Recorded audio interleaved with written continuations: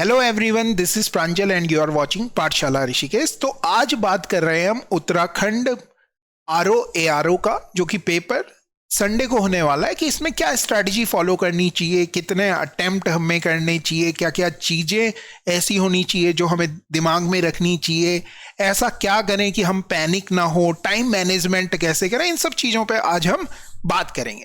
ठीक है। सबसे पहले आप सबको ही पता है कि इसमें कितने क्वेश्चंस हैं, तो हर बच्चा इसका आंसर तो इजीली दे देगा। वो कहेगा कि 150 क्वेश्चन है और 150 नंबर के हैं। ठीक है, कोई प्रॉब्लम नहीं है। अब सवाल ये उठता है कि 150 क्वेश्चन है और दो पार्ट हैं। पहला पार्ट है सामान्य अध्ययन और दूसरा है सामान्य बुद्धि परीक्षण। बोले तो जीएस और रीजनिंग कह लो, इसे रीजनिंग कह लो।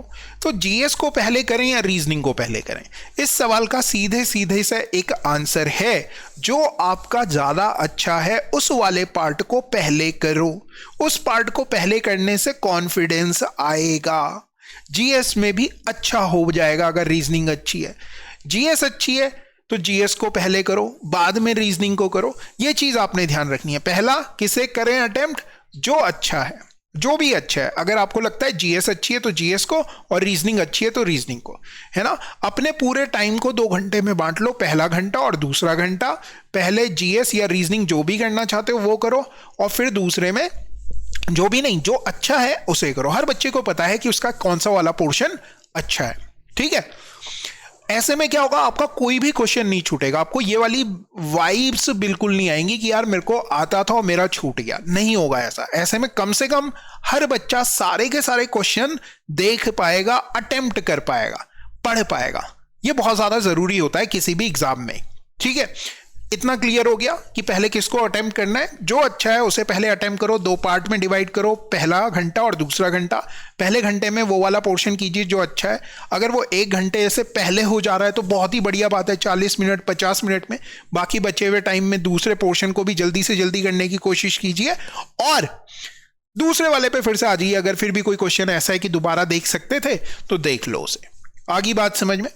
फिर दूसरा पोर्शन हमने ये समझ लिया कि भैया 150 है, 150 है, ये तो हो गया। ठीक है। अब आपने जो दूसरी चीज ये करनी है कि अटेम्प्ट कितना करें। 150 नंबर का पेपर है और रीजनिंग आ रही है। रीजनिंग का कोई भी पेपर होता है तो उसमें जो कट ऑफ है वो 70% के करीब जाती है। 70% अगर हम निकालें 150 का तो 105 के करीब हो रहा है। ये मेरा एनालिसिस कहता है। इतना लगभग इसके 5-7 नंबर ऊपर जा सकती है, 5-7 नंबर नीचे आ सकती है। ठीक है, मतलब 105 के करीब अगर आपके नंबर आ रहे हैं बिना पेपर देखे हुए, ये चीजें बता रहा हूं मैं, एक्सपीरियंस है। ठीक है। तो आपने क्या करना है, आपने इतने तक नंबर लाने की कोशिश करनी है। 150 नंबर का पेपर है, 105-6 नंबर अगर आपके आ रहे हैं तो सेफ स्कोर है। अटेम्प्ट की बात नहीं कर रहा हूं। अगर आपको इतने नंबर चाहिए तो अटेम्प्ट इससे ज्यादा करने पड़ेंगे। इससे ज्यादा का मतलब जितने ज्यादा से ज्यादा अटेम्प्ट कर सकते हो। अब आप बोलोगे आप तुक्के मारने के लिए कह रहे हो। नहीं, मैं तुक्के मारने के लिए नहीं कह रहा हूं। मैं ये कह रहा हूं कि मैथ्स के, रीजनिंग के जो 50 क्वेश्चन है, मैंने आपको कुछ क्वेश्चन ऐसे करवाए जो ऑप्शन से हो सकते हैं, तो ऑप्शन ट्राई करना है। वहां पे कोई ऑप्शन लग तो नहीं रहा, किसी ऑप्शन से तो नहीं आ रहा आंसर, ऐसे कोशिशें करनी है। ठीक है। तो आपने मैक्सिमम अटेम्प्ट करने की कोशिश करनी है। ठीक। फिर कैसे होंगे ये मैक्सिमम अटेम्प्ट, इसका एक छोटा सा एग्जांपल मैं आपको दे देता हूं। सपोज कर लो कि 4 ऑप्शन है, A B C D, और मुझे लग रहा है कि इन दोनों में से कोई एक आंसर है, और सही में इन दोनों में से कोई एक आंसर है। तो मैं क्या करूंगा, मैं इन दोनों में से किसी एक को चूज कर लूंगा। ठीक है। इस तरीके पर रिलाई कीजिए, मगर मैक्सिमम क्वेश्चन ऐसे नहीं होने चाहिए कि सब में ही आप गैस कर रहे हो, तो गड़बड़ हो जाएगी। ठीक है।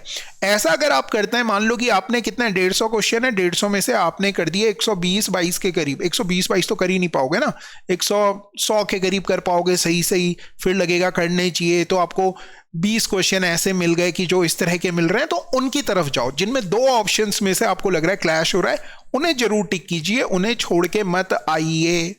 उन्हें जब आप टिक करेंगे तो आपके नंबर आने ही आने हैं।